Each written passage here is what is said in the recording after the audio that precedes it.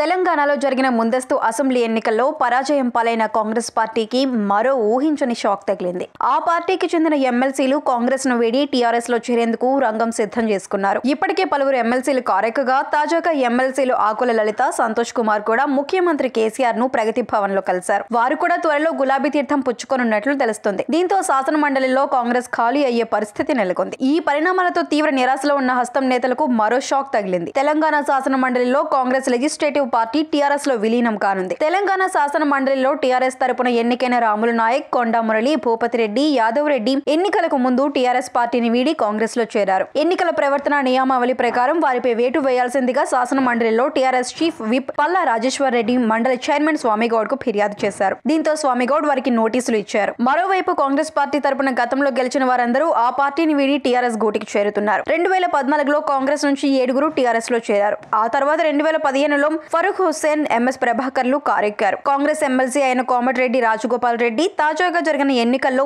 మునుగోడు నుంచి పోటీ చేసి గెలుపొందారు. టీఆర్ఎస్ లో చేరిన వారు, రాజీనామాలు చేసిన వారు అందరినీ మైనస్ చేస్తే కాంగ్రెస్ పార్టీకి శాసన మండలిలో కేవలం 2 సభ్యులున్నారు. అందులో ఒకరు షబ్బీర్ అలీ, మరొకరు పొంగులేటి సుధాకర్ రెడ్డి. వీరి పదవీ కాలం వచ్చే ఏడాది మార్చితో ముగుస్తుంది. మళ్లీ వాటిని కాపాడుకోవడం ఇప్పుడున్న పరిస్థితుల్లో సాధ్యం కాదు. దీంతో శాసన మండలిలో కాంగ్రెస్ కి ప్రాతినిధ్యమే లేకుండా పోతుంది. మరిన్ని అప్డేట్స్ కోసం మా కాయ్ టీవీని సబ్స్క్రైబ్ చేసుకోండి. మా వీడియో కనుక మీకు నచ్చినట్లయితే లైక్ చేయండి, షేర్ చేయండి. మీ విలువైన అభిప్రాయాలను కామెంట్ బాక్స్లో తెలియజేయండి.